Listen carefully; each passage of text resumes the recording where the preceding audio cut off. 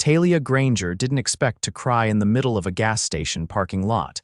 But here she was, heels in one hand, cupcakes in the other, eyeliner smudged from the rain, and a very bad day. She'd just come from a board meeting where a group of men twice her age looked her in the eye and told her she was too young to lead the company her grandmother built. She'd smiled politely, then walked out and drove aimlessly until she ended up on the edge of town, where a blinking open sign and the smell of motor oil pulled her in. "Hey, careful with those cupcakes," a little boy called from the sidewalk, eyes wide as he pointed at the box tilting in her hand. Talia laughed, surprised by the concern. "Don't worry, soldier, all 6 are still intact. They chocolate, all of them." The boy gave an approving nod, then sprinted toward the garage nearby, where an older man in grease-streaked overalls was wiping his hands on a rag. His hair was salt and pepper, cheeks sunburned, and he had the kind of warm eyes that made people feel like they'd known him forever. "Dad," the little boy shouted, tugging on the man's arm. "That lady has chocolate cupcakes." The man turned, and his eyes landed on Talia. "You bribing my son on the sidewalk now?" he asked, grinning. "Only with the best intentions," she replied, stepping closer. "I figured sugar was the best way to start a friendship." "Well, you're not wrong," he said, then waved her over. "I'm Samuel Reed. That's my kid, Kaleb." "You look like you've had one hell of a day." "You could say that," she said, then hesitated before offering her name. Talia Granger. "Nice to meet you, Talia. You break down." "No, just stopped." He gave her a curious look but didn't press. Instead, he pulled a folding chair from inside the garage and set it down beside the repair bay. "You want to sit a minute? It's not much, but it's dry under here." She accepted, grateful for the kindness. Kaleb sat cross-legged on the floor in front of them, now fully occupied with a cupcake as if it were a sacred treasure. "How old is he?" she asked. 7, and full of opinions," Samuel answered. "His mom passed away 2 years ago, so it's just him and me." Talia's chest tightened. She glanced at Kaleb, who looked up and waved frosting-covered fingers at her. "I'm sorry," she said softly. "Thanks, we're doing okay, got the shop, got each other." That's more than some folks. There was something about the way he said it, genuine, simple, no bitterness, that made her breathe for the first time all day. He looked at her again, then added, "You've got those eyes, the kind that hold too much. I don't know what's weighing on you, but whatever it is, it won't win forever." Talia blinked, then smiled instantly, fully, like he'd flipped a switch inside her. She hadn't smiled like that in weeks. "You have no idea how much I needed to hear that," Samuel shrugged. "I'm just a poor dad with a wrench and a kid who thinks cupcakes solve everything, but sometimes the simplest things make the biggest difference." And that was the moment she fell just a little bit. Not in the way she'd fallen before, not the curated, polished way love looked in her world of penthouse dinners and carefully arranged marriages. This was different, unexpected, real. The next time she came back, it was with 2 boxes of cupcakes. "You bribing us again?" Samuel teased as she handed him a box. "Maybe, or maybe I just missed the company." Kaleb ran to her again, this time throwing his arms around her waist like they'd known each other for years. "You're gonna be my future wife," he told her seriously. Talia laughed so hard she almost dropped the cupcakes. Samuel groaned and said, "Kid, you can't just propose to women because they bring dessert." "Why not?" Kaleb asked. "She made you laugh." Samuel glanced at her, a little embarrassed, but when their eyes met, something flickered between them, something warm and careful and new. Talia started showing up more often. Sometimes she brought lunch. Sometimes she just sat with them while Kaleb played with toy cars in the corner and Samuel worked on engines. One afternoon, as she watched him wipe sweat from his brow and smile at something Kaleb said, she realized she hadn't told him the truth about who she was. He thought she was just a woman with a broken day and a box of cupcakes. He didn't know about the penthouse apartment overlooking the city, or the $1 million trust fund she never touched, or the company with her name on the masthead, and she didn't want to tell him, not yet. Because with Samuel she felt normal, not the kind of normal that was boring but the kind that was grounding, safe, honest. She didn't want to ruin that, but secrets have a way of creeping in, especially when they're wrapped in expensive jewelry and last names people recognize. One morning, she arrived at the garage in a rush, still wearing the silk blouse from a charity breakfast she'd left early. She hadn't planned to stop by, but something in her needed to see him, to hear his voice. He was under the hood of a truck but looked up when he heard her heels click against the pavement. "Didn't expect to see you today," he said, then paused, eyes narrowing. "You look different." Talia hesitated. "I had a meeting," he nodded, but his tone was quieter. "You never say much about what you do." "I know." He waited like he wanted her to say more, but she didn't. Couldn't. Kaleb ran out, breaking the tension, and hugged her legs like he always did. "You smell fancy." Talia laughed, but her heart was tight. Later, when Samuel handed her a cold lemonade, he said quietly, "You can tell me anything, you know. I'm not gonna judge you." She looked down at the glass in her hand, at the calluses on his fingers, at the way he always looked her in the eye. "I know," she said. I don't want to ruin this." "You won't." But she was already falling, and the closer she got, the more dangerous the truth became. Talia didn't expect to spend her Saturday morning elbow deep in a toolbox, but Kaleb had insisted they build a ramp for his toy trucks, and Samuel handed her a screwdriver before she could protest. "You sure you know what you're doing?" he asked, crouched beside her on the concrete slab behind the garage.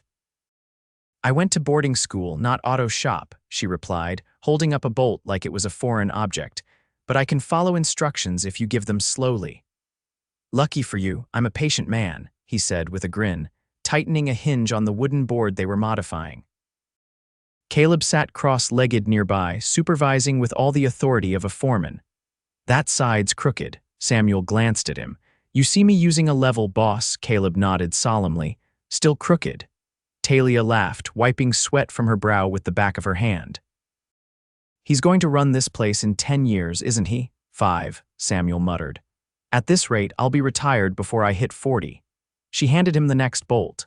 Their fingers brushed, and she felt it again, that quiet pull in her chest, like gravity had shifted just slightly in his direction. "Hey," he said after a moment, not looking at her. "You ever think about what you'd be doing if life had gone another way?" Talia hesitated, surprised by the question. "All the time." "What would it be?" She stared at the ramp they were building. "Something quieter, less polished. Maybe I'd teach, or open a bookstore somewhere no one's heard of." He finally looked at her. "You don't seem like someone who hides. You'd be surprised."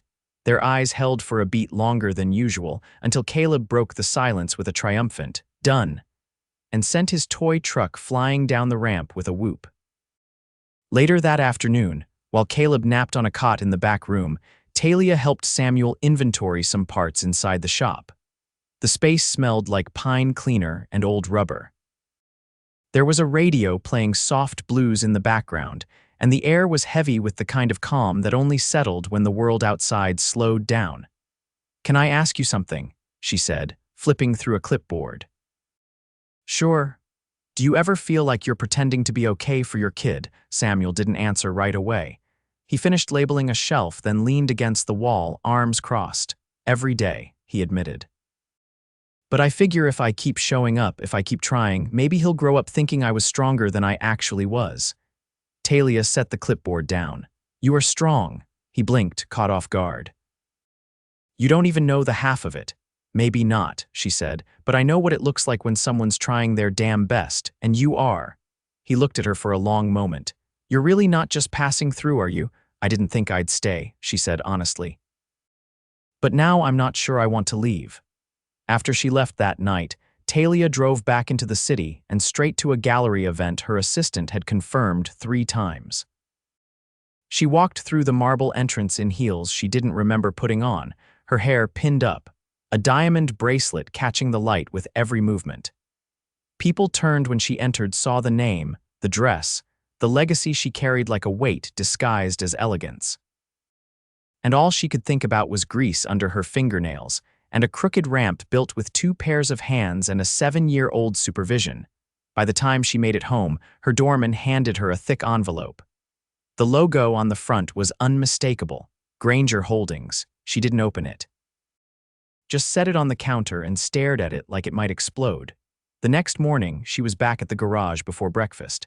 Kaleb greeted her in mismatched socks, holding a cereal box upside down. Samuel glanced up from the engine he was working on, surprised but not displeased. "You're early," he said. "I couldn't sleep." He nodded toward the stool beside him. "Then make yourself useful." She rolled up her sleeves and joined him, their arms brushing as they leaned over the car. The silence between them was no longer awkward, it felt earned, steady. While Kaleb chased a cat outside, she asked quietly, "What would you do if someone close to you wasn't who you thought they were?" Samuel didn't look up. "I guess it depends. Did they lie to protect you? Or themselves? Maybe both." He tightened a bolt, jaw tense. "I'd want the truth." "Even if it hurt," Talia swallowed. "And after the truth? That depends on what they do with it." She didn't say anything else. Just handed him the next tool and watched the way his hands moved, steady, precise, capable. That afternoon, she brought lunch from a local diner and watched Kaleb attempt to eat fries without using his hands. Samuel leaned against the counter, sipping a soda, watching her more than the food. "You ever think about staying?" he asked suddenly. Talia blinked. "Here? Yeah. I mean, I know you weren't born for this kind of life, but you seem different when you're here." She didn't answer right away. "I like who I am when I'm around you." He didn't respond, just studied her like he was trying to piece something together. Later, as the sun dipped low and Kaleb curled up in a blanket fort made of old towels, Samuel walked her to her car. "I don't know what your story is," he said softly, "but I know you're carrying more than you let on." She opened the car door, then paused. "You're right." He waited. "I want to tell you everything," she said, "but I'm scared it'll change how you see me." He stepped closer. "I already see you, more than you think." Then he did something that surprised her. He reached out, gently tucked a stray hair behind her ear and said, "Whatever it is, I'll listen, just don't disappear." She nodded, heart pounding in her chest. As she drove away, the envelope from Granger Holdings still sat unopened on her kitchen counter, but not for long. The envelope sat open on her marble kitchen island, its contents spread like a battlefield. Board directives, legal threats, and her father's signature at the bottom of a memo that all but pushed her out of the company her grandmother had built. Talia didn't cry. She didn't scream. She just sat there, in a silence so vast it felt like it could swallow her whole. She could have fought it. She could have called any one of the lawyers on retainer or used the media contacts who owed her favors. But that wasn't what stung. What stung was the betrayal of someone who was supposed to believe in her. She left the city before sunrise. The garage was still dark when she arrived, the metal shutter pulled halfway down, the air cool and damp. She waited in her car, watching the sky lighten until Samuel's truck pulled into the lot. He climbed out with a thermos in one hand and Kaleb half asleep in a too-big hoodie. "You look like you haven't slept," he said as she stepped out. "I haven't." He studied her a moment, then unlocked the door and gestured her inside. Kaleb curled up on the old couch in the corner of the office and fell asleep again almost instantly. "What happened?" Samuel asked once they were alone in the back. Talia didn't answer right away. She pulled something from her bag and handed it to him, a photograph. It was old, slightly creased, and showed a woman with silver-streaked hair standing in front of the Granger Holdings tower, arms crossed, eyes fierce. "My grandmother," she said. "She started the company with nothing but a patent and a bank loan. She built it from scratch. When she died, she left it to me." Samuel looked at the photo, then at her. "So you're Granger." "I am." He didn't speak, didn't blink, didn't even move. "I didn't lie," she said quickly. "I just didn't tell you." He set the photo down carefully. "Why now?" "Because everything's falling apart," she said, her voice shaking. "They're trying to push me out. My father signed off on it. I needed to be somewhere that didn't feel like knives in my back." Samuel exhaled, slow and deep, like he was trying to process 100 thoughts at once. "You thought I'd treat you different," he said finally. "I was scared you'd see someone I'm not." He nodded, but his expression didn't soften. "You thought I'd care about how many zeros are in your bank account." "I didn't know what you'd care about," she whispered. For a long moment, the only sound was the distant hum of traffic. Then Samuel said, "I care about people who show up, people who tell the truth even when it's hard. You should have told me." "I know." He looked away, jaw tight. "I don't care about the money, but I care that you didn't trust me." "I didn't trust anyone," she said. "But I trust you now." He met her eyes then, really looked at her. "That's a start." Kaleb stirred on the couch, mumbling something about cereal, and the moment fractured. Samuel walked over and adjusted the blanket around his son, brushing his hair back gently. Talia watched him, her chest aching with something bigger than guilt. That night, she didn't go back to the city. She stayed in a small inn just outside town, a place with creaky floors and quilts that smelled like lavender. She stared at the ceiling until dawn, thinking about the way he'd looked at her, hurt but not angry, disappointed but not shut off. The next day, she showed up at the garage again. This time, she brought nothing but herself. Samuel was under a car in the back. Kaleb was sitting on a milk crate drawing a comic book with crayons. "You're persistent," Samuel said as she crouched beside him. "I'm not giving up." He handed her a wrench. "Then help me fix this exhaust line."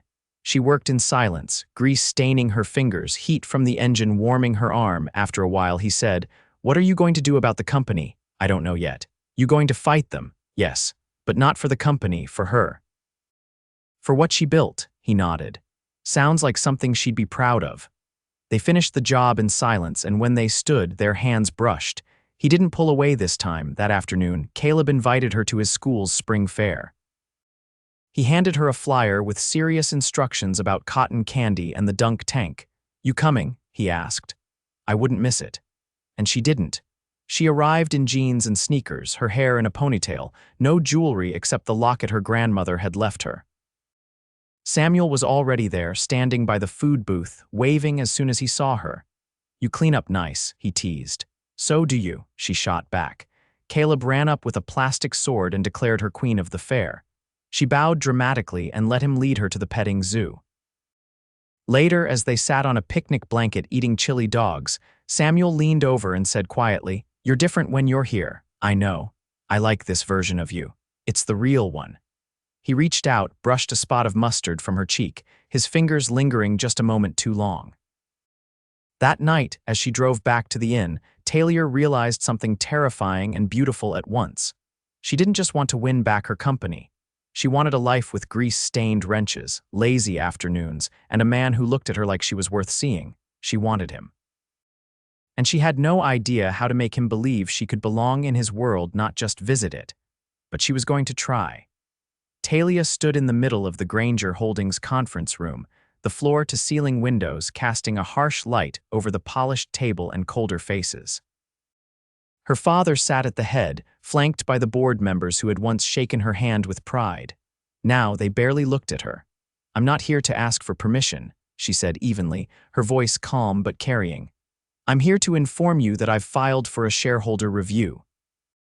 Every vote, every clause, every conflict of interest will be examined." One of the executives shifted uncomfortably. "Talia, be realistic. This company needs stability." "No," she cut in. "This company needs integrity. And it needs a future that honors the woman who built it, not the men who are trying to hollow it out." Her father's expression cracked for the first time. "You're throwing away everything we've worked for." "No," she said, meeting his gaze. "You did that the moment you signed off on gutting her legacy." She didn't wait for a rebuttal. She turned and walked out, the sound of her heels echoing like a gavel behind her. Outside, the city pulsed with noise and motion, but she wasn't thinking about any of it. Her mind was already in that one-story garage with rusted signage, and the only man who'd ever made her feel like she didn't have to prove herself to be understood. By the time she reached the edge of town, the sun had started to sink, casting everything in gold. She parked beside the garage and spotted Samuel by the side fence, fixing a broken latch while Kaleb kicked a soccer ball nearby. "You're late," Kaleb said, running up to her with an exaggerated frown. "I had to handle some unfinished business." Samuel straightened, brushing his hands on his jeans. "You look like you won." "I did," she said, then looked between them. "But I didn't come here to talk about that." Kaleb ran off again, yelling about a spider in his shoe, leaving them alone by the fence. "I've never belonged anywhere," she said, pulling in a shaky breath. "Not really. But when I'm here, it's different. You don't ask me to be smaller. You don't ask me to earn the right to be seen." "I see you," Samuel said, voice low. "I've seen you since the day you stood barefoot in my parking lot holding cupcakes like they were armor." She blinked, caught off guard. "You remember that?" "I remember everything." She stepped closer. "Then you should know I'm in love with you." His eyes searched hers. You sure it's not the idea of this, the quiet, the break from the noise? No, she said. It's you. It's the way you talk to Kaleb like he's never too small to matter. It's the way you fix things that other people would throw away. It's how you looked at me like I had value before you knew I had money. He didn't answer right away. Then he reached out slowly, like he was still afraid she might disappear. I've been in love with you since the day you sat on that folding chair and told me sugar was the best way to make friends. She laughed, tears slipping down her cheeks. I didn't even like cupcakes until that day. He took her hand. I still don't care what you own. I don't either, she whispered. Not if it means losing this. Kaleb returned just then, holding a crumpled drawing.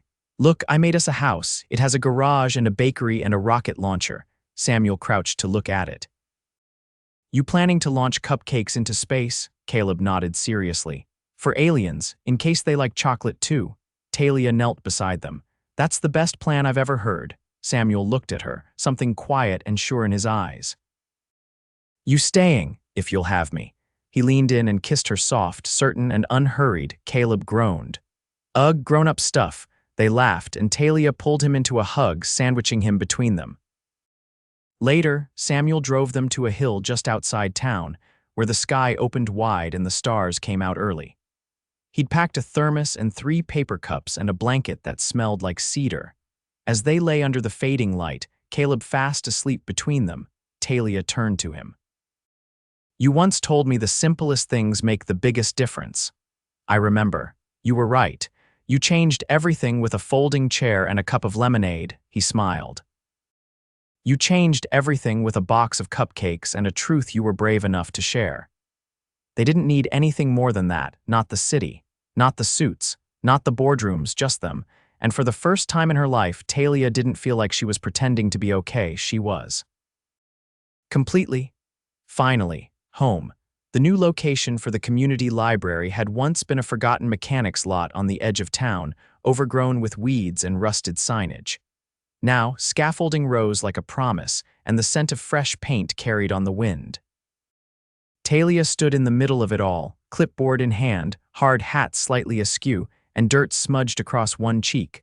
Samuel walked up behind her, Kaleb on his shoulders, both of them holding a set of blueprints she'd left at the house. You forgot these, Samuel said, handing them over. Talia took them with a grin. You're a lifesaver. Kaleb tapped her hard hat. You look like a boss. She is the boss, Samuel said, reaching out to adjust the brim of her helmet. At least around here. The construction site buzzed with quiet activity, a team of locals volunteering their Saturday to help finish what had become a town-wide passion project. What began as a simple idea to donate unused books had grown quickly thanks in large part to Talia's fundraising efforts and Samuel's connections with local contractors. None of it had been easy. The permits alone had taken weeks. But Talia had made calls, written checks, and given speeches at community meetings without flinching. And when she'd stood before the city council with a proposal in hand, and Kaleb sitting beside her, swinging his legs and drinking juice from a box, not one person had voted against her. As she reviewed the final landscaping notes, Samuel leaned close and asked, You still thinking about going back to the city? She shook her head without hesitation. I was running on autopilot there. This is the first thing I've built that feels like mine. He tucked one hand into the back pocket of her jeans. Feels like ours. She smiled at him, then kissed Kaleb's cheek when he wiggled down to chase a butterfly near the fence line. Do you ever miss it? Samuel asked quietly. The life you had before, sometimes, she said, but only the parts that weren't real, the rest. I don't think I ever really loved it. They walked the perimeter together, checking in with volunteers and guiding mulch deliveries. When a truck arrived with the wrong fencing, Talia handled it with a confidence Samuel had come to admire. She didn't raise her voice. She didn't defer. She solved the problem and moved on, already making new plans before the old ones were cleared away. Later that evening, after the last volunteer had gone home and Kaleb had fallen asleep in the truck with a half-eaten granola bar in his hand, Samuel helped Talia tie down the last tarp over the garden bed. You remember what you said that night on the hill? She asked, pulling the rope tight. I've said a lot of things on a lot of hills, he teased. You told me you'd seen me since the first day, that I didn't have to earn it. He leaned against the truck beside her. Still true. She reached into the center console and pulled out a small, wrapped box. Then I want you to have this. He took it, unwrapping the paper slowly. Inside was a custom keychain shaped like a wrench engraved with the words, "Our first fix." Samuel stared at it for a long moment, then looked up at her. You kept it. I never forgot it, she said. That day was the beginning of everything. He reached for her waist and pulled her close, resting his forehead against hers. I love everything we've built. I love you, she whispered. I love this messy, beautiful life we've made. He kissed her then, slow and certain, his hands in her hair. It wasn't rushed. It wasn't desperate. It was a promise. A week later, the library opened with a modest ribbon-cutting ceremony and a crowd that spilled out into the street. Kaleb wore a tie and acted as the official greeter, handing out homemade bookmarks with his name scribbled on the back. Talia gave a short speech, her voice steady as she spoke about legacy, not the kind measured in stock options or skyscrapers, but the kind that lived in dog-eared pages and the hands of children who'd never owned a book before.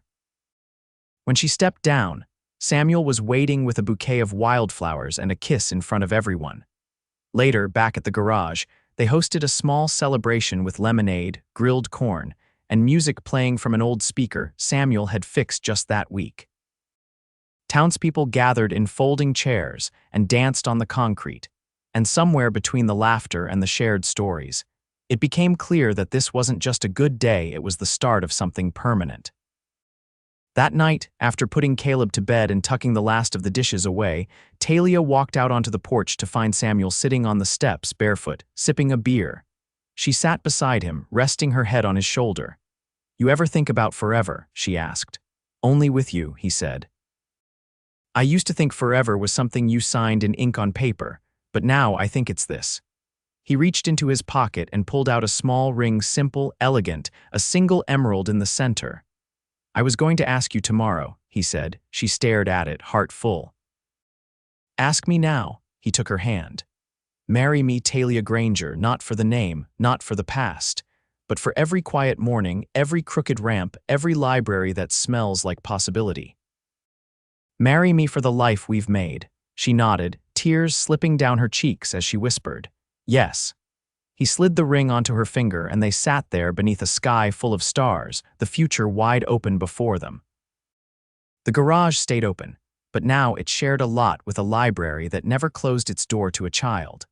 Talia started a community program for young girls interested in engineering and literature. Samuel built bookshelves from salvaged wood and taught Kaleb how to change oil and read maps by hand. They didn't need a penthouse, they had a home, and they never looked back.